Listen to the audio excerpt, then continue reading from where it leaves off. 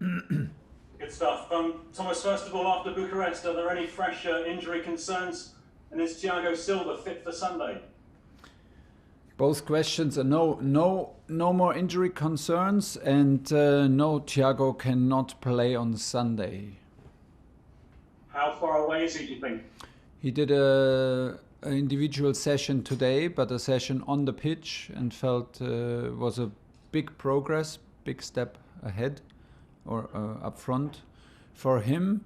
So I hope he will join the group next week. Obviously, Didier Giroud scored a wonder goal for you in midweek. Yeah. He deserves another start, doesn't he? All the time. Deserves to start all the time. He trains very well. He's a leader in the group. He's a big personality. So even when he did not start, he deserved to start.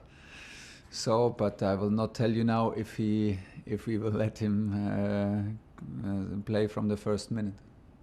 Thomas, this is a classic-looking match on Sunday. United, of course, are still unbeaten away from home. Yeah. How do you see the tactical match-up, and what are the implications for the top four, do you think? What are the implications? What will the effect be of the game on the top four? Who finishes in the top four? Oh well, hopefully we can win. This is what we go for. We know that it's a big challenge because, like you said, they have an unbeaten away record so far. So we know what we are up against. A team that can hurt you any second with individual quality. A team that can hurt you any second with speed. And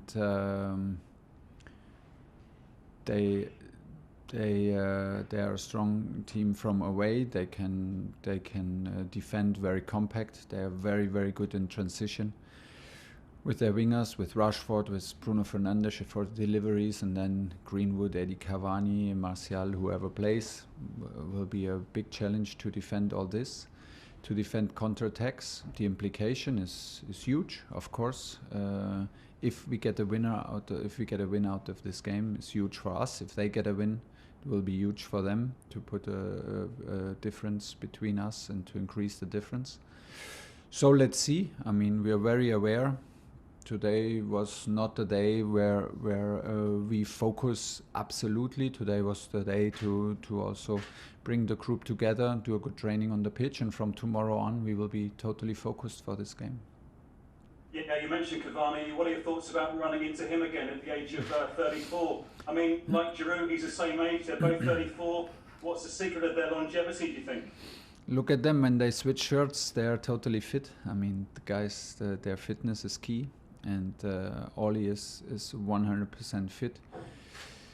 Zero body fat, and the same as Eddie. Eddie is a player like Ollie, who is as a number 9, always concerned about the team, always ready to suffer for the team, always ready to sacrifice, always ready to do runs to open spaces, always ready to defend with the whole team. And this is the characteristic of them both. And then in the box, they are both excellent finishers. They have the experience, they don't get nervous, they have the composure. So, yeah, both top quality strikers, top quality number 9s, and for me their fitness and their self-discipline is key to their success. Yeah, and just one last one on Giroud's diet. We've been seeing pictures of his diet in the last few days. It looks incredible. I mean, what would you say about the things that Ollie's eating and not eating? I don't know about his diet. I just see his body, and we do. Of course, I know his body fat and his measurements and all the stuff because we control this on a regular basis. Ollie is fit, and this is what I mean. And it is, of course, also about what he eats, and he treats his body very well, and he knows that it is the basis for his success and for his game. He's fit as ever. He can rely on his physical impact in the game. It's hard to play against him. And he's used to play a high rhythm. He's used to play in Premier League, and this helps him a lot, I think, to be on this level. And he's very self-aware. He's in a fantastic mood every day to push everybody around him, to play, to win every little games we do in training, to be very, very positive with everybody around him. So, and that did never change, even when he did not start every game for us, or he did not even come from the bench in some matches. His mood and his attitude never changed, and this is what in the end makes the difference between also good players and big personalities, and Ollie's for sure a big personality. Olivia, GLP. Hi Thomas. Hi.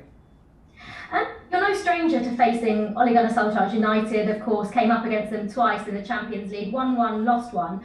I just want to know what you learnt about United in those matches, and has that helped you in preparation for this game coming up? Yeah, for sure. We played twice against them in Champions League. We unfortunately lost both home matches, and we could win both away games. So it's pretty strange results. We hope that we can turn this around and win also at home. But as you see, they are still unbeaten in Premier League and away games. That means that the challenge is big, because they like to have space. They like to play on counter-attacks. They like to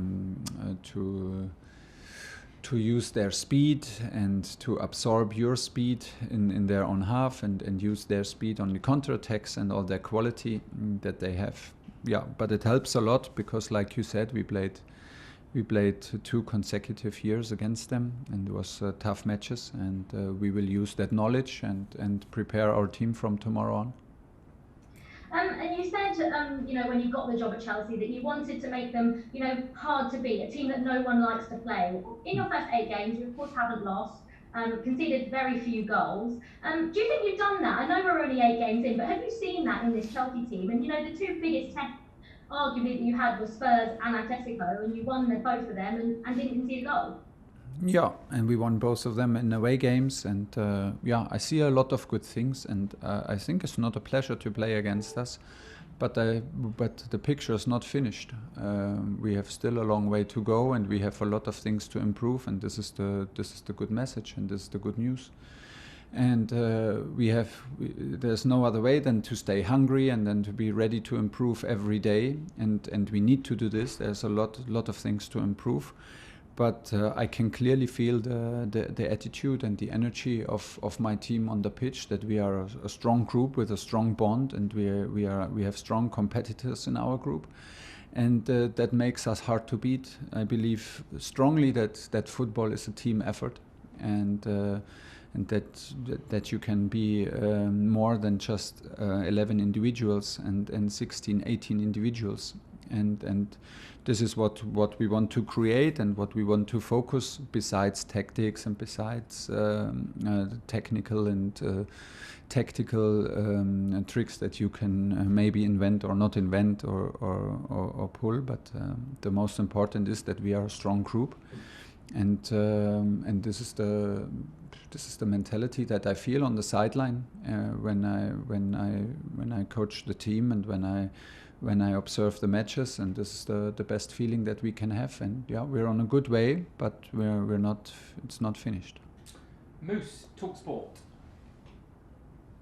Unmute yourself, Moose. I always forget that. Hi Thomas, how are you? Good. Your biggest game so far as Chelsea manager? I don't know. We had in general, I would say that like the big games are always the next games, because there are no bigger games than the games that you play in general, and then there are some special fixtures.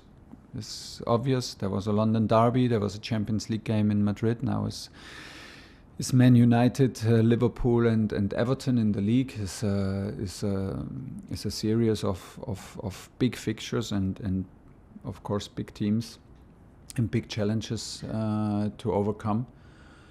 But this is exactly why we are here, and we're looking forward to prepare the team from tomorrow on and to be ready on Sunday.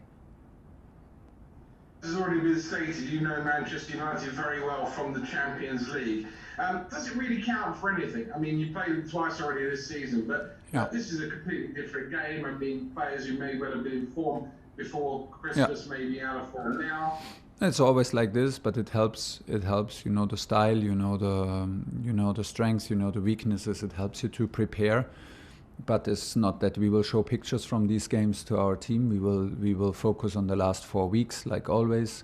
But to have a clear picture from the 2 fixtures in this season, and even from 1.5 years earlier, we played them in the knockout. So we have a pretty good impression from the style that they play, from the spaces where they want to hurt us, from their strengths individually and as a group, and that helps to prepare.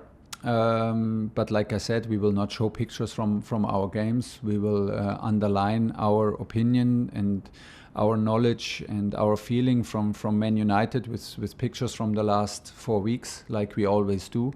And then we will prepare our team to hopefully win this match, and we will totally focus on us. In the end, we will focus on us, what we have to do if we want to be able to win this difficult match. And there's a lot to do, but we are also on a good run, and it's a big challenge to be the first ones who beat them on an away game. One more, please, Moose. Yeah, finally, I was going to ask you about a man you've already said is important to you, Olivier Giroud. And a word you've used 2 or 3 times in that last answer, style. Now, on the pitch, he's scoring a lot of goals. Off the pitch, he's the most stylish man at Chelsea. I've been down to him a few times. He wears the best clothes. His beard is always impeccably maintained. How do you cope? How do you come up against him in that respect? Are you quite scruffy, or are you quite good in terms of your clothing compared to Olivier Giroud? I try to close the gap. In the moment, it's not possible because I arrived with only 1 suitcase, so there is no chance for me. But I will try hard to close the gap style-wise, if it's possible. Obviously not. I mean, I have to trust you that the guy is top-notch and highest level. I will try to close the gap, that it's not embarrassing for Ollie that I'm his coach. Alison, last.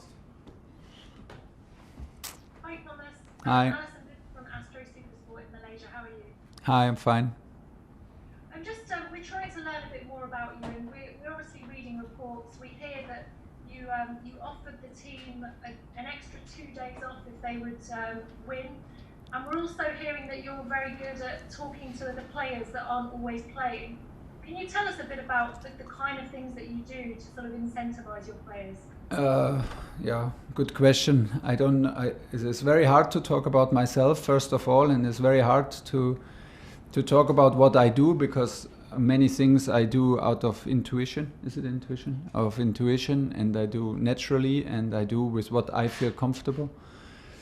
And then it's hard to answer a question like this, because then you suddenly have to reflect it, and many things come just naturally. But of course, I feel strongly that, like in the moment, like you mentioned, that there are players that are frustrated, that are not happy because maybe they have some unfair decisions from me, or they feel it unfair, and maybe they are even unfair because right now everybody in the groups tries hard to play, and a lot of players deserve it.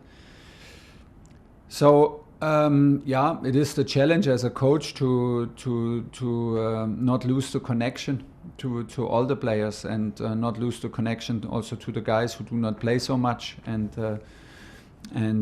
yeah, at the same time to not lose the connection. And also sometimes it's important to have a day off, and we offer them a second day off after, I think, the Newcastle match at home, if they win this game, because we were on a very good run.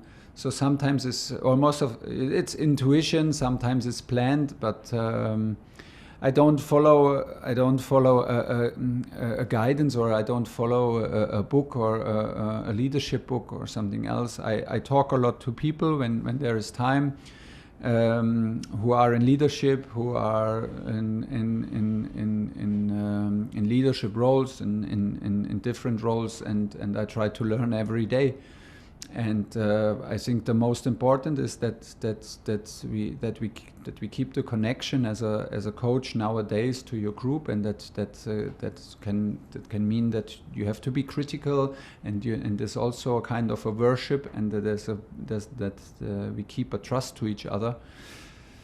that keeps us going, and hopefully we can do this together, and hopefully I feel the same involvement from me with the group like I do now. But this is clearly the challenge, and you need also a little bit of luck with your decisions and with the results, because that makes things obviously more easier.